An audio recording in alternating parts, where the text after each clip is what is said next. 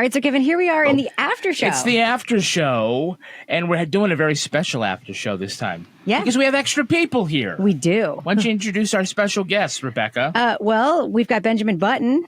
Nobody knows what you're talking about. And my best friend. We've got Jeff Brumley, one of our favorite listeners. One of our other favorite listeners, Angela Buster. Hello, Jeff and Angela.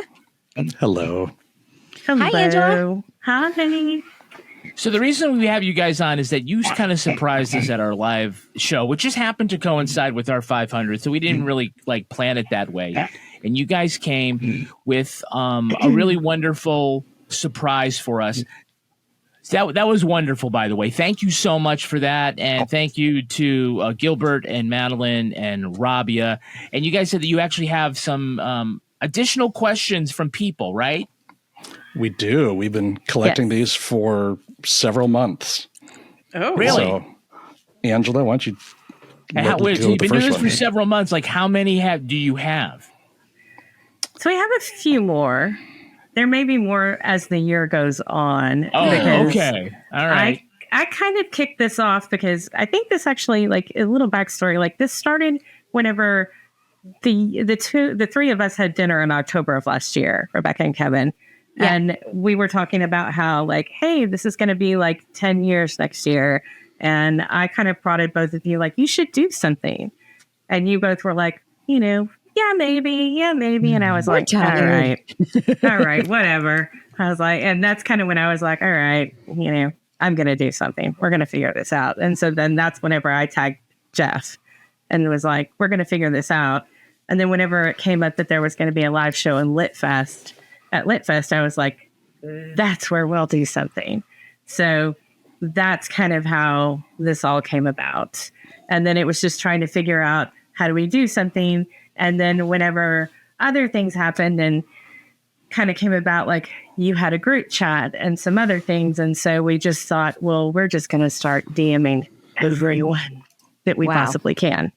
So we cast the net very, very wide. So yeah. Amazing. I can't believe you did this. I mean, you basically saved us a lot of work of having to do anything for our 500. Yeah, it's amazing. So thank you. I'm in my office looking at our 200th episode picture that Toby gave us all for Christmas after Kevin made it on the Photoshop. So this is 500 seems crazy to me. And also to be clear, on the night of the live show, really up until the last minute, we were trying to figure out how to actually pull this off. We talked about, do we just hijack the after show that's going on? Storm the castle? Do we storm the castle? Or do we actually ask permission? And some versions of that happened along the way. And eventually it's no, we got to say something. And so we said, can we just get 5 minutes? Okay, we got this. We always appreciate as producers, knowing what's going to happen a little bit, even if we don't know what the content's going to be. Yeah. Yeah. Okay, so you did spend all this time collecting 4 questions or something like that. So why don't you go ahead and lay it on us? What do our peers want to know? This is my favorite question. And Kevin, Rebecca, I think you're going to appreciate this. Kevin, I think you're going to appreciate this one from Chris Joyner. Chris Joyner from the AJC. From the AJC. Kevin and Rebecca, you recently remodeled your closet/recording studio. Bill Rankin asks if you have any suggestions for upgrading the rumpus room. Nice. Well, first you need a foosball table. First, I'd pull out that shag carpet. Second, keep the wood paneling. It's back. I think you got to get a backgammon table. A table for backgammon? Yeah, a whole table for backgammon. The top comes off and you put on top of it, and it can be the kids' table at Thanksgiving. All it needs is a paper tablecloth. You can tape it down, one of those red and white checkered ones. What I love about foosball, I'm sure Toby plays foosball. I guarantee it. Yes or no, Toby? I've been known to twirl the sticks.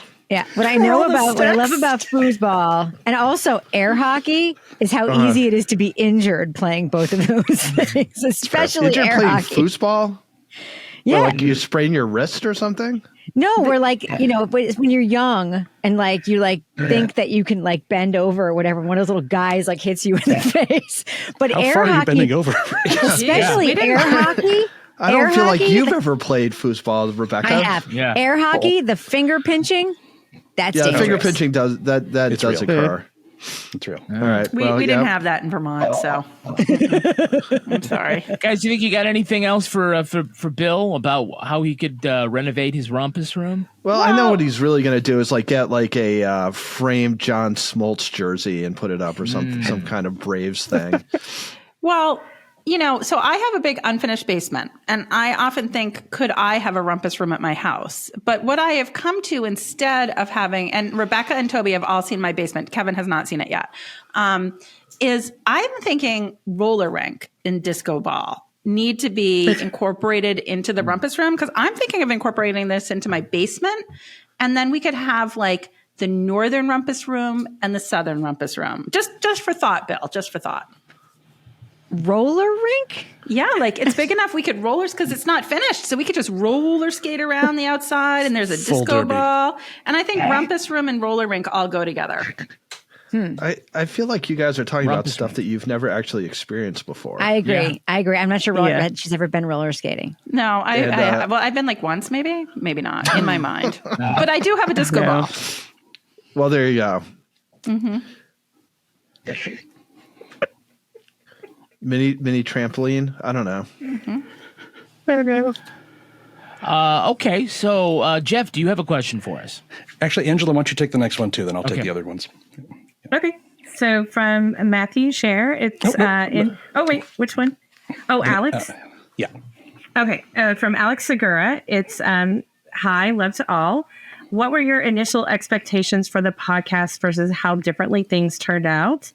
And what were some of the biggest surprises and moments? The fact that we got to an episode number 4 was probably the biggest surprise to me. Yeah, my initial expectation was that this was going to be a New Hampshire Public Radio podcast. That was actually the plan, right, Kevin? Yeah.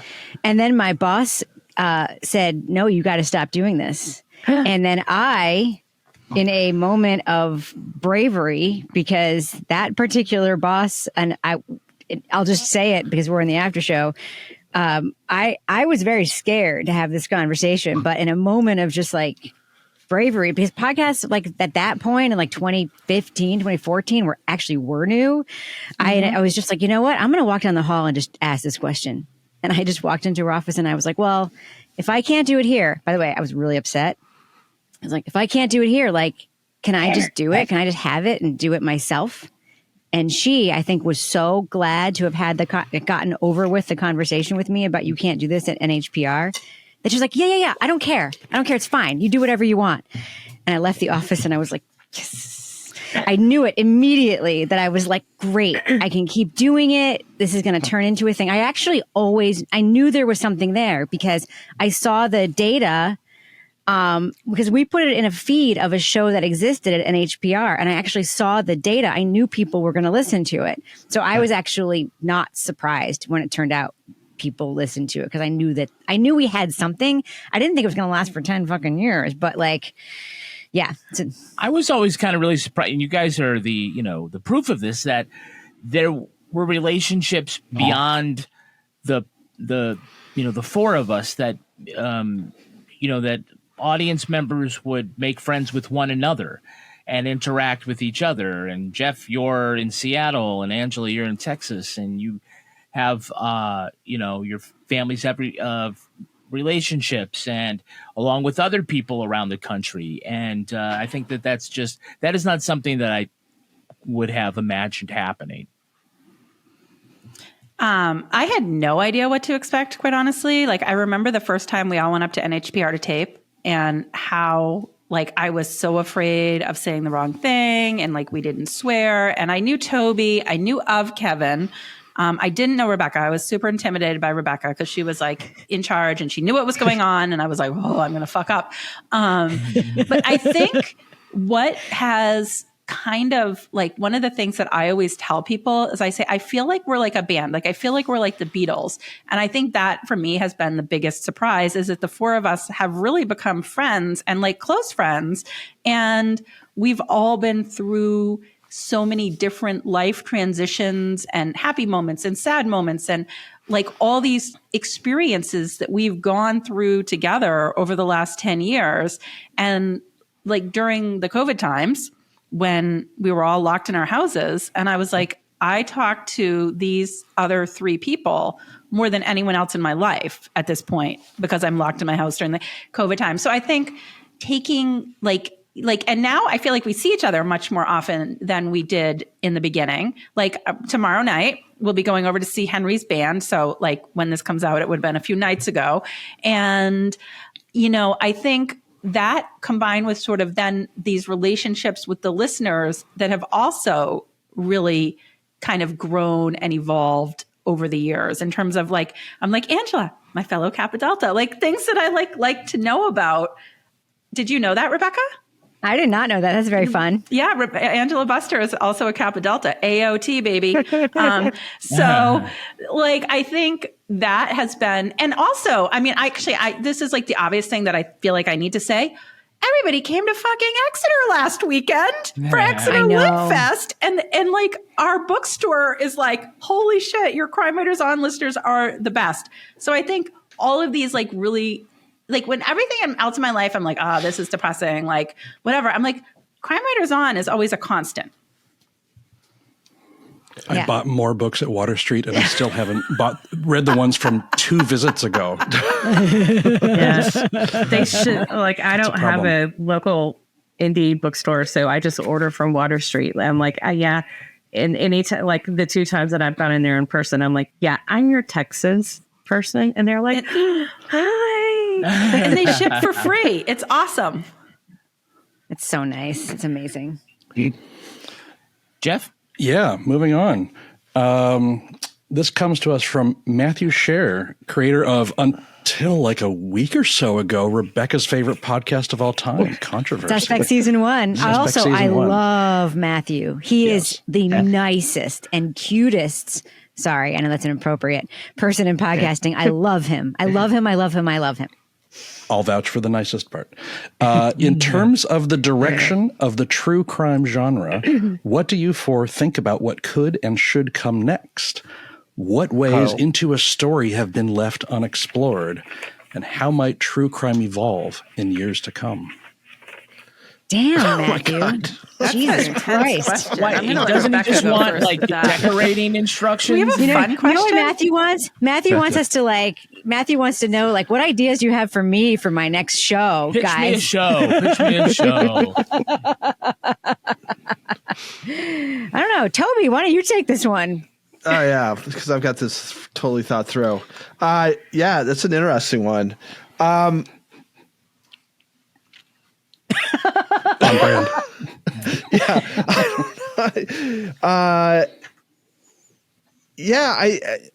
It feels like I don't feel like anything that's like sort of the progressions that have happened since we've started listening. Like I don't feel like I anticipated those things. Like I think things have gotten consistently better. I think there have been some themes that have come out, especially wrongful convictions. I would say it's sort of like one of the major themes for the things that we've done. I wouldn't be surprised. Like, I guess one thing would be, is there something beyond sort of wrongful convictions that could sort of become like sort of a major theme? And I think we've seen it a little bit. I think, with some of the Limonada stuff in particular, sort of stories of women who, obviously through no fault of their own, but also have these sort of life courses that end up with them in these tremendously difficult situations. Like that seems to be one that's emerging. I don't know if there's, right off the top of my head, if I can think of other ones. I think another thing that I hope kind of comes out is, maybe bringing in some other voices more prominently into the industry. I mean, I think there's certainly been sort of, very, very, I just think about things like you didn't see nothing. Obviously, Connie Walker's stuff. What was the one that Maggie Shocking, Freeland worked heartbreaking, on. Suave. Anyway, I just think that, I was talking to somebody actually this past weekend about, the stories of like non sort of white people and like why there's fewer sort of prestige podcasts about them or whatever. And I think part of that has to do with who's actually getting to make the podcasts. Right. And I think, more inclusivity, like whether that's actually going to happen or not. I mean, who knows? But I think that would be a direction that I'd like to see. Beyond that, I mean, those are just sort of my off the top of my head kind of thoughts. But, I guess those are somewhat more aspirational than predicting things.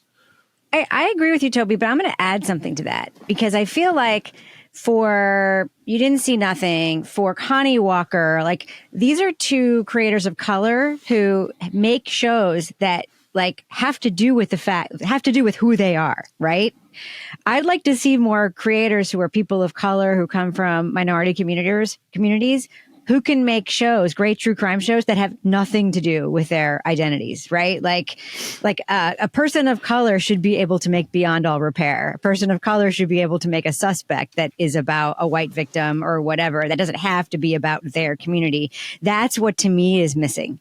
To me, what's missing is a great Black or Indigenous or queer host that's like making something that has nothing to do with like, that it just is given an opportunity to report a really fucking cool story in the same way, because it seems like the pitches that they are allowed to make, it always has to be about something that's like, that's the room that they're given.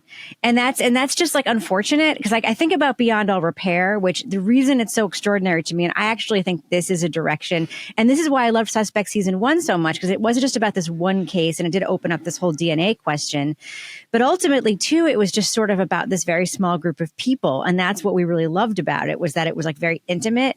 Beyond All Repair is a kind of small case that does not have a larger societal thing, except for the fact that it's about a fucked up family we can all relate to. Fucked up families, Devil in the Ditch, same thing. That campsite show, same thing. I'd love to see more creators from marginalized communities being able to make stories like that. Stories that are just great stories that are like, and because I think those are some of the best shows being made right now, are the shows that are very, very surprising, that aren't about something that's going to change the world. I think those are the best shows being made right now.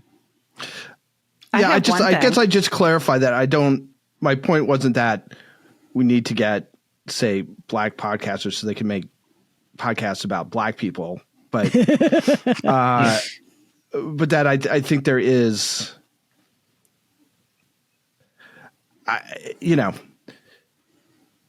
people should be able to make podcasts about whatever they want. But in terms of like, I don't think I'm not the right person to make a whole bunch of different podcasts because I'm a white dude. And I have a lot of access, and like a lot of people who look like me have access to podcasting. So anyway. So my one thing, I don't need to go on too long, is I feel like I know that this is like, we have to make a living in podcasting if you're doing it and you're selling ads. I would like to see like some 4-episode podcasts. I would like to see podcasts that are actually short and sweet, that don't feel like they are 8 to 10 episodes just because that's what they're being required to do. Because some of these stories are great stories if they were told in a shorter, snappier format. And we lose that when we get into this sort of formulaic, like we need to sell this number of ads to justify our existence, and we are doing this number of episodes for this podcast. You'll be thrilled to hear, Lara, the next Jason Moon project, 3 episodes. Thank God. But they're each 3.5 hours though, right? Yeah, exactly. Yeah. All right, what else you got for us? The Hobbit was 3 episodes as well, so Okay. Oh, fuck the Hobbit. Yeah. Okay, our last one comes to us from my Pakistan travel buddy, the Queen herself, and we have an audio. We have it coming to her directly. Shall I play the clip? Please play the clip, Kevin. Drop that clip right now. I can't hear it. You can't hear it. All right. Rebecca and Kevin, I have one question for you. What do you predict is the future of podcasting? What kind of trends can we expect? Kevin? Well, I think I think we're going to see fewer series because I think that the studios have figured out the money is where the weeklies are, where you can have a couple of talking heads like the four of us to just shoot the shit and make the same amount of money as they would as if they had hired an entire staff and let them spend a year traveling around the world to come up and make their podcast because they could sell just as many ads. I feel like some of the stuff that's the best stuff that we've had in the past 10 years is going to be fewer examples of that. I think, but I think that, parallel to that in the TV and movie realm, that the documentaries continue to be strong and there's a real demand for that. But I also think that, as the advertising dollars are going to continue to come and it's going to continue to grow. And it's just kind of like, a lot of big players are dropping out because the slice of the pie wasn't as big as they thought. So maybe that gets redistributed and it creates a healthier ecosystem. But I think predominantly what's going to happen is that your favorite creators are going to be self-funding on Patreon and other kinds of things. And so if you can, if you spend the same amount of money that you spend on HBO or on Hulu or something like that, and you put it towards one or two of your favorite podcasts, they're going to stick around. So I disagree with this slightly. In the late 90s, early 2000s, we saw the first golden age of television. Shows like The Wire, coming up on HBO, Deadwood, all these big shows that sort of happened. And like there was this moment where everybody thought that TV is like where it's going to be. And then it was not sustainable. We saw the rise of reality TV taking the place of all these prestige dramas that networks and HBO in particular were making. And so it all became about reality TV, the rise of The Bachelor, the rise of Survivor. And it was like, these shows were cheap. These shows were easy to fund. These shows were easy to monetize. And that became predominantly what TV was all about for a long time, just more and more and more of this. Then a few years later, there was sort of this balance that got created with the rise of new streaming services.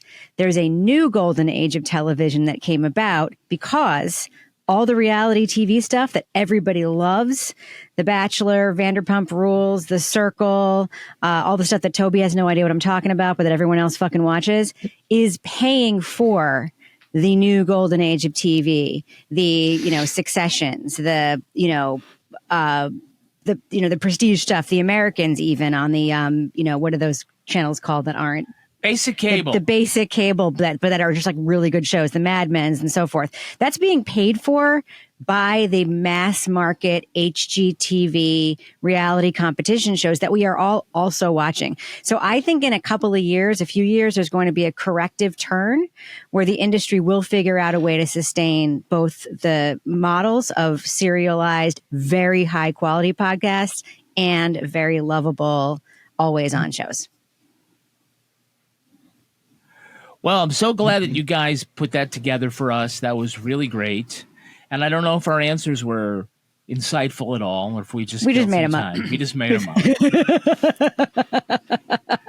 But it was really wonderful that you went to the trouble of. It was amazing. Of getting some of the best people around, people that we really admire, participate, and it's great to be recognized by them too. I mean, we try to recognize them, but when they recognize us, that's something special. Call us back when you got Taberski. Don't even think that I'm not that wasn't on the list, and He's He's been DMing me. Don't even think that that's not gonna. There's some others that are on there that I'm still working on, so don't worry about it. All right. Well, Angela Buster and Jeff Brumley, thank you so much for coming on the after show and for being great friends and for sharing that special time with us. We'll see you soon. Hopefully, at least next LitFest, if not before. Yeah, so. That's right. Yeah. Welcome in our rumpus room anytime. And so to just finish up the business on Thursday, we're going to be talking about the HBO documentary The Truth versus Alex Jones. Yeah. And then on Monday, we're going to be talking about Cover Up, the anthrax threat. Is that a podcast? It's a podcast, Lara. Okay. Is it about Just the band? asking. Get your headphones ready. I am. I only have one AirPod, so I wonder can what listen. that's about. I'm going to listen to it in my massage chair so that I won't be so scared. All right, guys. Thanks so much. Thanks so much, Okay. Angela. Bye, guys. Jeff, Thanks. talk soon. Bye.